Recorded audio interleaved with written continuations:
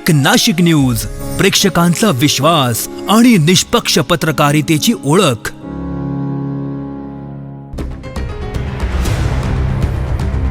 नाशिक महानगरपालिकेच्या महासभेत प्रभाग क्रमांक 16 मधील पाणी टंचाईचा मुद्दा चांगलाच गाजला।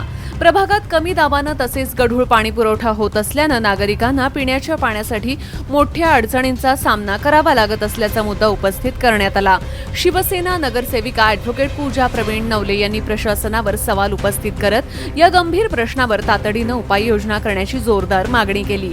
यासोबतच पाणीपुरवठा विभागात नवीन अधिकाऱ्यांची नियुक्ती करावी आणि संबंधित अधिकाऱ्यांना किमान 3 वर्ष या विभागात कार्यरत ठेवावं अशीही मागणी त्यांनी केली। दरम्यान मागील महासभेत लोकशाहीर अण्णाभाऊ साठे आणि क्रांतिकारक राघोजी भांगरे यांच्या छायाचित्रांचा विषयही त्यांनी मांडला होता। ही छायाचित्र महानगरपालिकेच्या सभागृहात लावण्यात आल्याबद्दल महापौर हिमगौरी आहेर अडके यांचं त्यांनी अभिनंदन केलंय।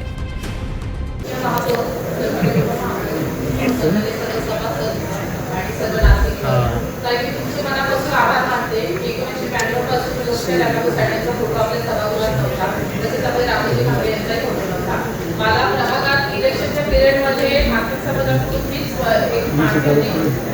आम्हाला काही लोक फक्त आमचे लोकशाही आमच्या सभागृहात आणि त्यांनी ते स्वप्न तुम्ही पूर्ण केल्याबद्दल तुमचे मनापासून आभार मानते। माझ्या प्रभागामध्ये काही पाणी तर नाहीच आहे आणि तुला राहुल तुम्हाला सांगितलं की तिथून आपली मुख्याची पाईपलाईन चालवली जाते, तर त्या अनुषंगाने तुम्ही 30 दशलक्षाची आम्हाला एक टाकी तिथे द्या, कारण खरंच आता ते सांगितलं आपण पाईपलाईनचं पण काम चालू केलं, अक्षरशः लोकांना पाणी सुद्धा भेटलं नाही। तर त्या लोकांचे फोन सुद्धा येतात की काही पाणी येत नाही आणि आज खूप गढूळ पाणी त्यांना येत नाही, तर त्यांना पिण्यासाठी सुद्धा पाणी नाही आहे।